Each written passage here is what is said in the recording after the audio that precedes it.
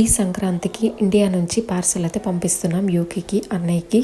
So ఇవన్నీ prepare చేసి పక్కన పెట్టాం. మోస్ట్లీ తనకేంటంటే కారపొడులు కావాలని చెప్పాడు. సో పండుగ కాబట్టి అరిసెలు, సున్నుండలు ఇవన్నీ కూడా చేసాం. ఇలా ప్యాకింగ్ కవర్స్ తీసుకొని అందులో ప్యాకింగ్ అయితే చేస్తున్నాము. సో మేము ఇలా ప్యాక్ చేస్తుంటే మా అమ్మమ్మ అంటుంది మధ్యలో ఎవరైనా తినేస్తారేమో అనేసి.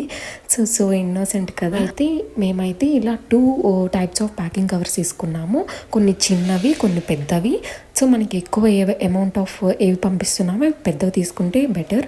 సో ఎప్పుడైనా ప్యాకింగ్ చేసేటప్పుడు ఈ టిప్ ఫాలో అవ్వండి. మోస్ట్లీ పికిల్స్కి సో ఫుల్ వేయకూడదు, హాఫ్ మనకి వేసేసి అందులో డబుల్ ప్యాకింగ్, ట్రిపుల్ ప్యాకింగ్ వేసుకుంటే బెటర్ అండి. ఈ టిప్ ఫాలో అవ్వండి.